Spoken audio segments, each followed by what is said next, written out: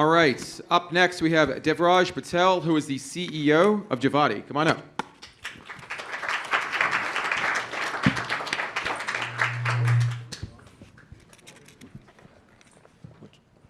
Hello. Again, my name is Devraj Patel, founder and CEO of Jivati. Before I get into the product, which is the sparkling vodka, I'm going to sprinkle some information about the brand and consumers, what led me to create this company.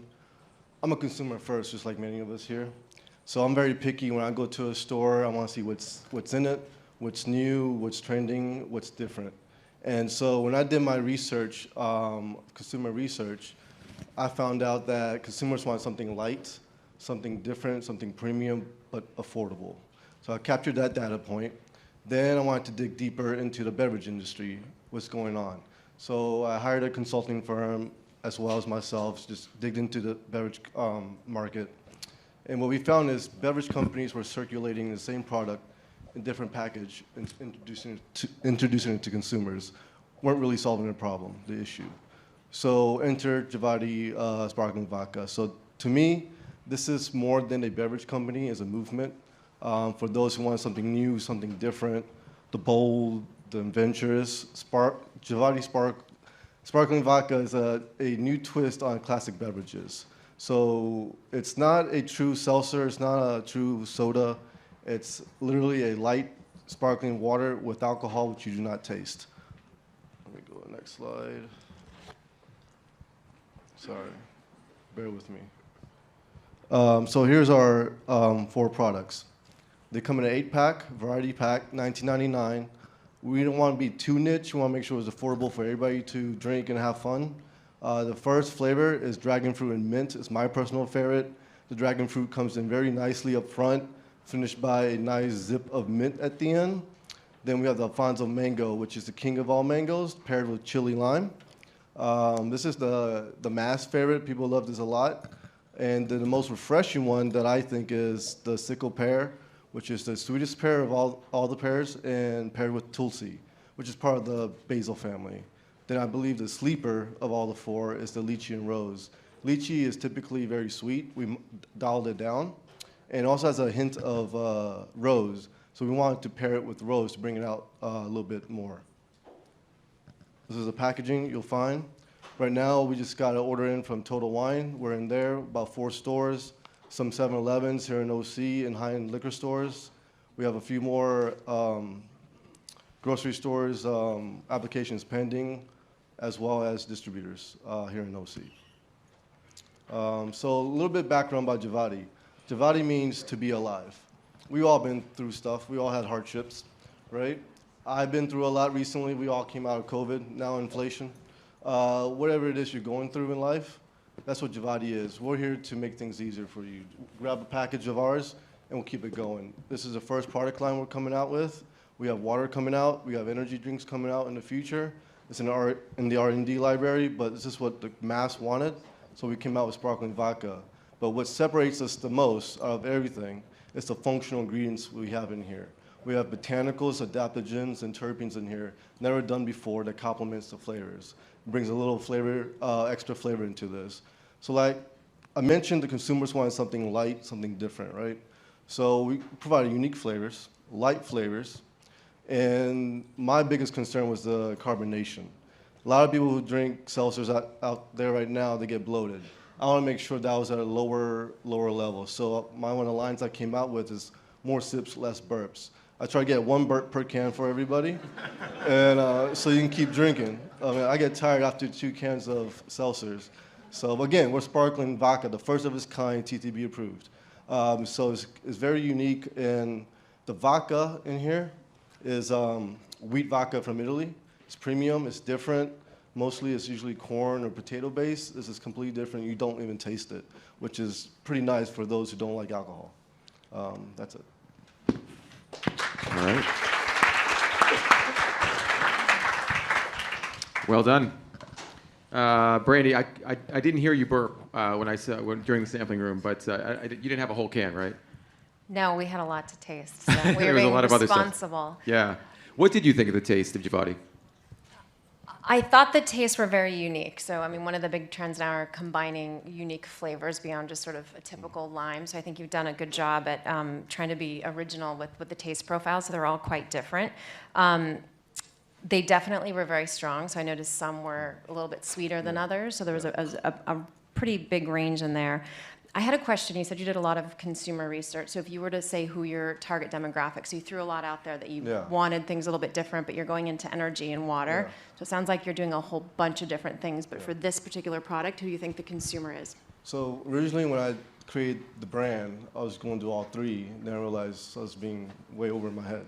So I narrowed it down to alcohol. So it's, of course, 21 and older. And the best way I've been telling people is to make it very easy, Trader Joe's, Sprouts. Those are our target audience. That's who we want to go after. We don't want all the grocery stores. We want the ones that are niche and go velocity off of that. That's what we're looking for. And you know, I want to say Gen Z, but not all of them are 21 yet. So, but that's where the market's going with the non-alcoholic. So we're making sure we're ahead of the curve. So when they do 21, we're available. And how about current distribution? This is the question we're going to ask so, everybody, just so you know. We want to kind of know what's your market penetration right now. Right now, I'm self-distribution licensed. I'm talking to a couple distributors here locally in OC. Asked me to come back in January because they're closing this year. Right now, we literally launched in June. I did a refresh. Again, I like consumer feedback. Those 500 cases we got, we put them in stores, spoke to retailers. How does it look next to your competition? We changed the box completely. The flavors we enhanced a little bit based on consumer feedback. Now we're back in stores, and Total Wine just picked us up right before Thanksgiving. So we're moving forward.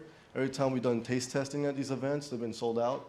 So it's something different, something new. And I think the biggest seller personally is the flavors like you mentioned. But I keep coming back to the lower carbonation because I hate burping when I'm drinking. Nick, can I ask you about the strategy that Devraj talked about in terms of creating sort of a platform brand starting out with sparkling vodka?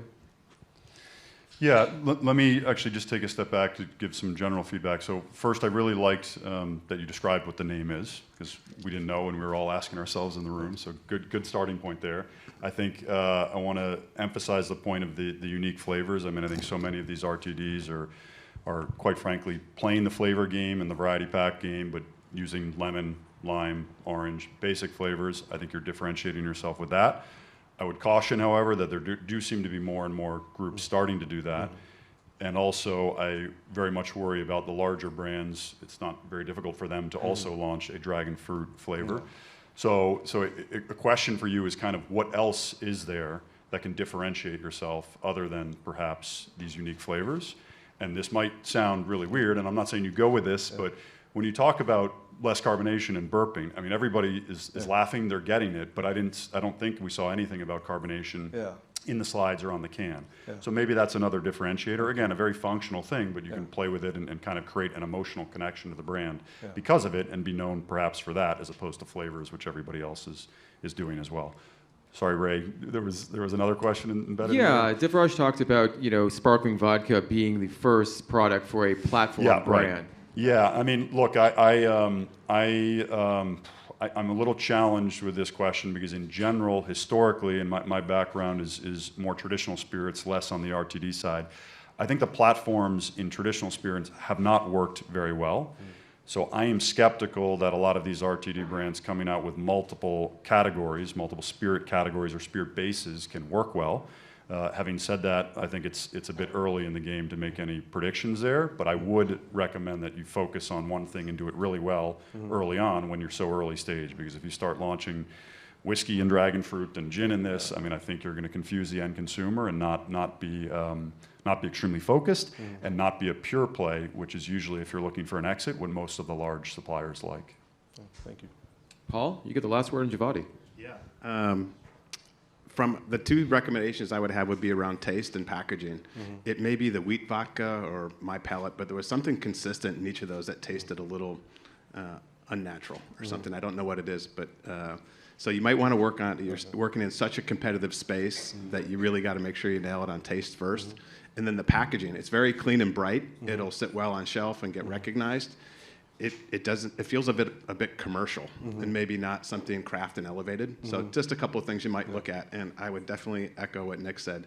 Focus on one thing and do it very, very well before you platform and move on to the next. Now, question, just judges. Sure. When you say one thing, just focus on this product, correct? Not a feature of the product. Yeah, when I meant it like energy, Oh no, water, that was this. years from now. Okay. It's just when I was doing reading the slides for a presentation, it said do mention future product. Yeah, so that's what this is years from now. This is my baby right now. Good idea. Good stuff. Unfortunately, we're out of time, but well done, Devraj. Thank you. Thank you, judges.